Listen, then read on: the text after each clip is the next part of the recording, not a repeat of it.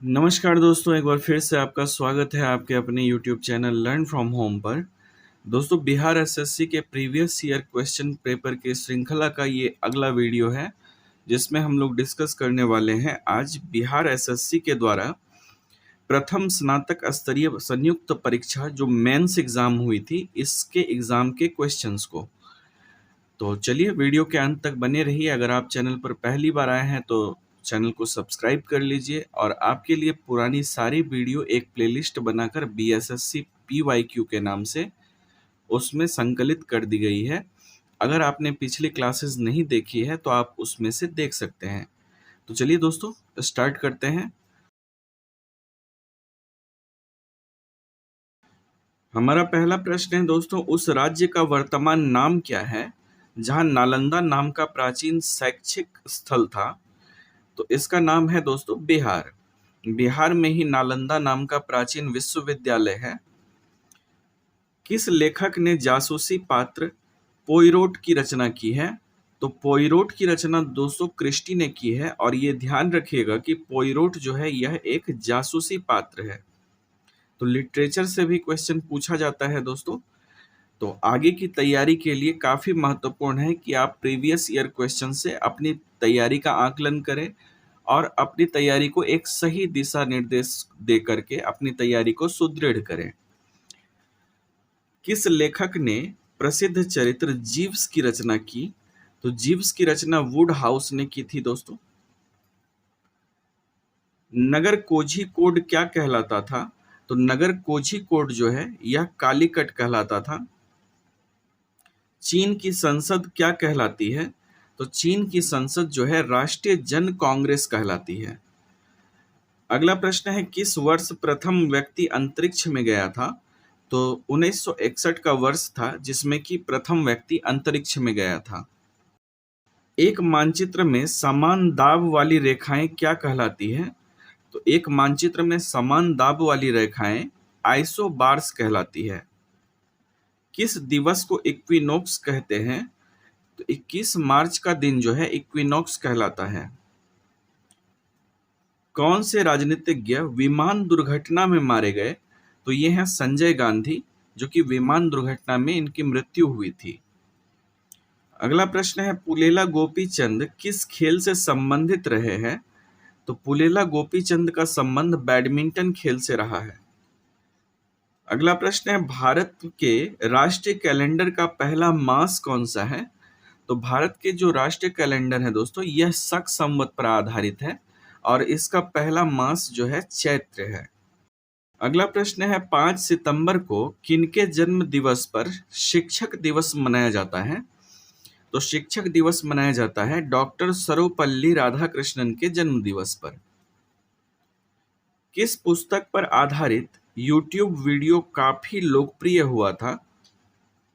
तो ये है दोस्तों द लास्ट लेक्चर। इस पर आधारित YouTube वीडियो जो है बहुत लोकप्रिय हुआ था। मैकमोहन रेखा भारत तथा किस देश के बीच की सीमा रेखा है? तो मैकमोहन रेखा भारत और चीन के बीच की सीमा रेखा है। राष्ट्रीय गीत किस उपन्यास से लिया गया है? तो राष्ट्रीय गीत जो है आनंद मठ नामक उपन्यास से लिया गया है। अगला प्रश्न है, सतपुड़ा पर्वत श्रृंखला ताप्ती तथा किस नदी के बीच स्थित है? सतपुड़ा पर्वत श्रृंखला जो है यह नर्मदा और ताप्ती नदी के बीच में स्थित है। अगला प्रश्न है, तलचर कोयले की खानें कहाँ है? तो तलचर कोयले की खानें ये उड़ीसा में है। अगला प्रश्न है, किसके समाधि स्थल को विजय घाट कहा जाता है? तो विजय घाट कहलाता है लाल बहादुर शास्त्री का समाधि स्थल। अगला प्रश्न है, प्रथम बार जवाहरलाल नेहरू कांग्रेस पार्टी के अध्यक्ष किस वर्ष चुने गए थे? तो सबसे पहले 1929 ईस्वी में जवाहरलाल नेहरू जो है कांग्रेस पार्टी के अध्यक्ष चुने गए थे 1929 में। भारत की प्रथम महिला मुख्यमंत्री कौन थी? तो भारत की पहली महिला मुख्यमंत्री सुचेता कृपलानी थी दोस्तों, इसको ध्यान में रखिएगा। अगला प्रश्न है, भारत में पहली बोलती हुई फिल्म कौन सी थी? तो भारत की पहली बोलती हुई फिल्म है आलम आरा। सर्वश्रेष्ठ फिल्म का राष्ट्रीय पुरस्कार प्राप्त करने वाली पहली फिल्म कौन थी? तो सर्वश्रेष्ठ फिल्म का पुरस्कार प्राप्त करने वाली पहली फिल्म है श्यामची आई। तो आप देख पा रहे होंगे कि फिल्म जगत से भी प्रश्न किए जा रहे हैं, तो आपको इस क्षेत्र में भी काफी ध्यान देने की जरूरत है। किस व्यक्ति ने लोकसभा चुनाव में सबसे ज्यादा वोटों से जीतने का विश्व रिकॉर्ड कायम किया है? तो ये है रामविलास पासवान, जिन्होंने लोकसभा चुनाव में सबसे ज्यादा वोटों से जीतने का विश्व रिकॉर्ड कायम किया है। अगला प्रश्न है, किसे फ्रंटियर गांधी कहा जाता है? तो फ्रंटियर गांधी के नाम से जाना जाता था खान अब्दुल गफ्फार खान को। NSAID दर्द निवारकों की एक श्रृंखला है जिसमें आई का मतलब क्या है? तो इसमें आई का मतलब है दोस्तों इन्फ्लेमेटरी। इन्फ्लेमेटरी जो है NSAID में आई का अर्थ है। अगला प्रश्न है, ओमेगा 3 किसका एक वर्ग है? तो ओमेगा 3 होता है वसीय अम्ल का एक वर्ग। अगला प्रश्न है, उस प्रथम ग्रह का नाम क्या है जिसके बारे में खोज ने बताया कि वहां 2 सूर्योदय होता है? तो ये ग्रह है केपलर 16b।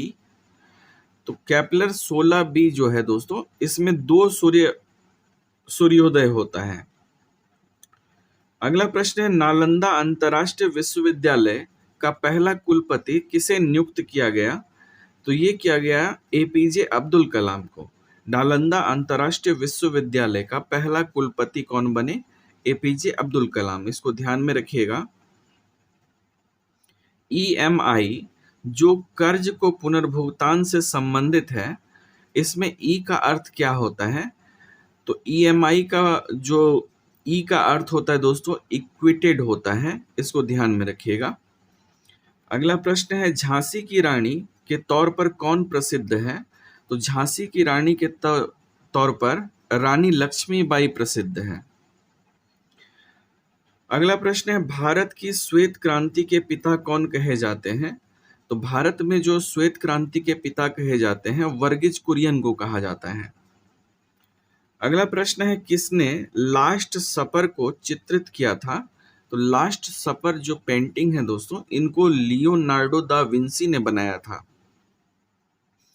अगला प्रश्न है, ब्रिटिश शासन के विरुद्ध कांग्रेस ने किस वर्ष असहयोग आंदोलन प्रारंभ किया था? तो असहयोग आंदोलन ब्रिटिश के विरुद्ध किया गया था 1920 ईस्वी में।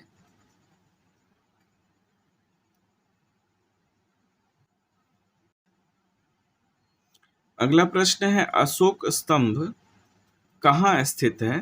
तो अशोक स्तंभ दोस्तों बिहार में स्थित है। पृथक पंचायती राज मंत्रालय का गठन कब हुआ था? तो पृथक पंचायती राज मंत्रालय का गठन 2004 ईस्वी में हुआ था। भारत में विशालतम समुद्र तट कहाँ है? तो भारत में विशालतम समुद्र तट जो है तमिलनाडु में है। झारखंड के उत्तर में कौन सा राज्य स्थित है? तो झारखंड के उत्तर में दोस्तों बिहार राज्य स्थित है। सबसे अंदर भूमि द्वारा घिरा हुआ पत्तन कौन सा है?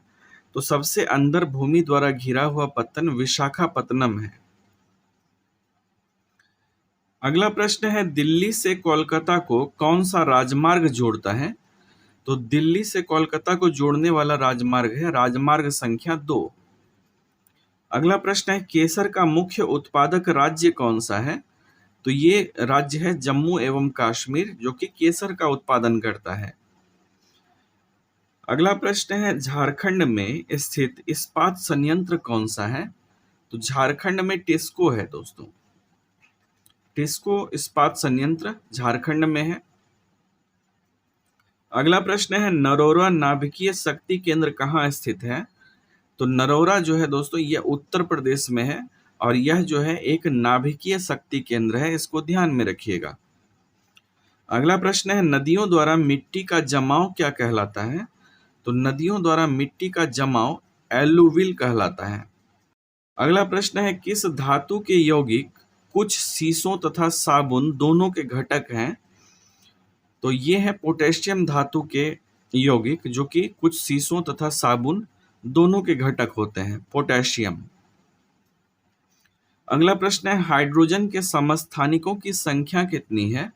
तो हाइड्रोजन के 3 समस्थानिक होते हैं, इसको ध्यान में रखिएगा। किस तत्व का परमाणु भार मानक के रूप में लिया जाता है? तो ये है दोस्तों कार्बन। कार्बन का जो परमाणु भार है इसको मानक के रूप में व्यवहार किया जाता है। अगला प्रश्न है पिच ब्लेंड किसका अयस्क है? तो पिच ब्लेंड जो है दोस्तों यह यूरेनियम का अयस्क है। अगला है मिश्र धातु एल्युमिनियम ब्रॉन्ज में उच्चतम अनुपात में कौन सा तत्व अवस्थित है? तो इसमें जो है दोस्तों तांबा तत्व होता है। एल्युमिनियम मिश्र धातु ब्रॉन्ज में जो है तांबा जो है उच्चतम अनुपात में शामिल होता है। अगला प्रश्न है अकार्बनिक यौगिकों से संश्लेषित प्रथम कार्बनिक यौगिक कौन था? तो अकार्बनिक यौगिकों से संश्लेषित प्रथम कार्बनिक यौगिक यूरिया था, यूरिया। अगला प्रश्न है बुर्टज अभिक्रिया किसे प्राप्त करने हेतु प्रयुक्त होता है? तो बुर्टज अभिक्रिया जो है दोस्तों यह एल्केन को प्राप्त करने हेतु प्रयुक्त किया जाता है। अगला प्रश्न है सिरके का पीएच मान कितना होता है? तो सिरके का पीएच मान होता है 3। अगला प्रश्न है ग्लिसरॉल में प्राथमिक एल्कोहलिक समूहों की संख्या कितनी है? तो ग्लिसरॉल में प्राथमिक एल्कोहलिक समूहों की संख्या जो है यह 2 है। अगला प्रश्न है प्रकाश संश्लेषण का प्राथमिक उत्पाद क्या है? तो प्राथमिक उत्पाद तो दोस्तों ग्लूकोज होता है और इसका बाय प्रोडक्ट जो होता है यह ऑक्सीजन होता है, इसको ध्यान में रखिएगा। उप उत्पाद ऑक्सीजन होता है। मशरूम क्या है? तो मशरूम जो है दोस्तों ये कवक होता है। अगला प्रश्न है सबसे तेज से बोल सकने वाला जंतु क्या है? तो ये है नीली व्हेल जो कि सबसे तेज से बोल सकती है। अगला प्रश्न है प्रकाश संश्लेषण तथा श्वसन का सामान्य उत्पाद क्या है? तो ये है जल। प्रकाश संश्लेषण तथा श्वसन का सामान्य उत्पाद जल होता है। अगला प्रश्न है थायराइड कौन सी ग्रंथि है? तो थायराइड जो है दोस्तों यह अंतःस्रावी ग्रंथि होती है। अगला प्रश्न है कौन सा अंग पित्त का श्रवण करता है? तो पित्त को स्रावित करता है यकृत। रिकॉम्बिनेंट डीएनए टेक्नोलॉजी के विकास के पश्चात कौन सी तकनीक संभव हुई? तो दोस्तों इसके द्वारा जो है टीकाकरण की तकनीक संभव हो सकी है रिकॉम्बिनेंट डीएनए टेक्नोलॉजी के विकास के कारण। गति का अध्ययन क्या कहलाता है? तो दोस्तों गति का अध्ययन जो है ये काइनेमेटिक्स कहलाता है। अगला प्रश्न है क्वांटम सिद्धांत का सुझाव किसने दिया था? तो क्वांटम सिद्धांत का सुझाव प्लैंक ने दिया था। अगला प्रश्न है वह यंत्र जो अत्यधिक तापक्रम को मापता है क्या कहलाता है? तो ये यंत्र कहलाता है पायरोमीटर। इसको ध्यान में रखिएगा कि वह यंत्र जो अत्यधिक तापक्रम को मापता है कहलाता है पायरोमीटर। लक्स किसकी इकाई है? तो लक्स जो है दोस्तों यह प्रदीप्त की इकाई है। एक अश्वशक्ति का मान क्या है? तो एक अश्वशक्ति जो होता है यह 746 वाट्स के बराबर होता है। यदि एक अवतल दर्पण में वस्तु एवं प्रतिबिंब दोनों वक्रता केंद्र पर है तो प्रतिबिंब कैसा होगा? तो अगर अवतल दर्पण में वस्तु और प्रतिबिंब दोनों वक्रता केंद्र पर है तो प्रतिबिंब जो बनेगा वस्तु के समान आकार का बनेगा। अगला प्रश्न है ऊष्मागतिकी का दूसरा नियम क्या कहता है? तो ऊष्मागतिकी का जो दूसरा नियम है दोस्तों यह कहता है बिना किसी बाह्य कारक की सहायता के किसी कम ताप वाली वस्तु से किसी उच्च ताप वाली वस्तु को ऊष्मा स्थानांतरित नहीं की जा सकती है। एक बार फिर से रिपीट करता हूं, बिना किसी बाह्य कारक की सहायता के किसी कम ताप वाली वस्तु से किसी उच्च ताप वाली वस्तु को ऊष्मा स्थानांतरित नहीं की जा सकती है, ये कहता है ऊष्मागतिकी का दूसरा नियम।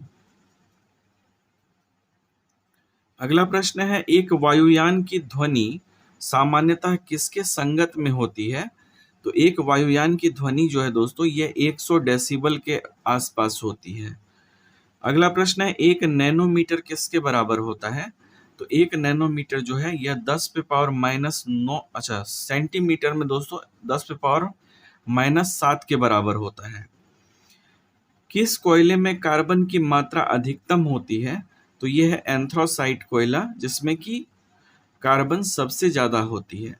तो ये थी दोस्तों आज की क्लास। मिलता हूँ आपसे बहुत जल्द अगले क्लास में। वीडियो को लाइक, चैनल को सब्सक्राइब और शेयर ज़रूर करें। तब तक के लिए अपना ख्याल रखें, अपनों का ख्याल रखें। जय हिंद।